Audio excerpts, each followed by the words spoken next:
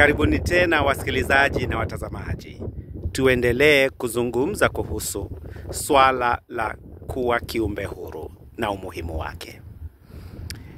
David Cheo nahodha wako hapa, na leo naomba tuzungumzie swala la kuwa kiumbe huru. Unapoamua au unapotaka kuamua ni kipi unachotaka kukisomea au unachotaka kukitalimikia. Unapofika chuo kikuu au unapoingia chuo chochote kile kusoma vitu mbalimbali. Mara nyingi tumeona wazazi wakiwalazimisha watoto wao kwamba lazima wasomee taaluma fulani. Eti lazima uwe wakili, uwe daktari, uwe mhandisi na vitu kama hivyo. Na mara nyingi tumeona watoto au vijana wakilazimishiwa taaluma hizi na wazazi wao kwa kisingizio kwamba ni kazi zitakazowapa kipato kikubwa, ni kazi zitakazowapa umaarufu, ni kazi zitakazofanya waheshimiwe na jamii. Ila wanasahau kwamba watoto wanahitaji kuwa na uhuru wao, au vijana wanahitaji kuwa na uhuru wao wanapotaka kutalimikia kitu chochote kile ambacho kitawafaidi katika maisha yao.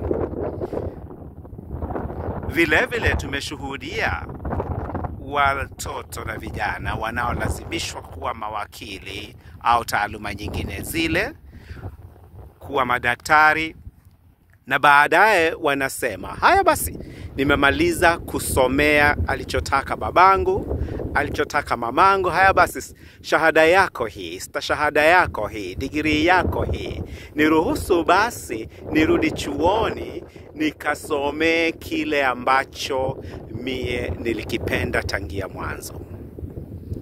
Mie tu ni kuwashauri wazazi, vijana wanapofika chuo kikuu au wanapoingia kwenye vyuo vingine, wana uwezo wa kuchagua ni kipi wanachotaka kukitalimikia. Akitaka kuwa mwalimu, mwache.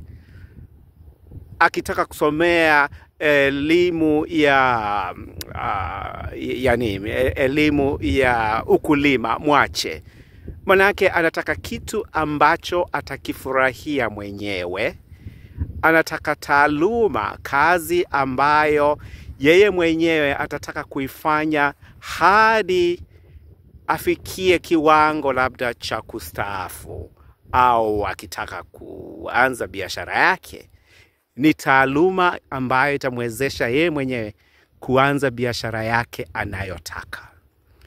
Hii tabia ya kuwalazimisha watoto wetu, vijana wetu, kwamba lazima upate kipato kikubwa, na huwezi kupata kipato kikubwa iwapo utakuwa mwanahabari, au iwapo utakwenda chuoni kusomea ukulima, au umeamua kusomea michezo au sanaa.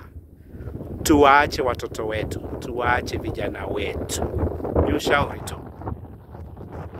watalimikie, wasome kile wanachokitaka wanapofika kwenye vyuo vikuu.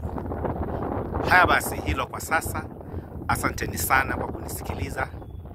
Tutakutana tena kwenye video inayofuata. Kwaherini.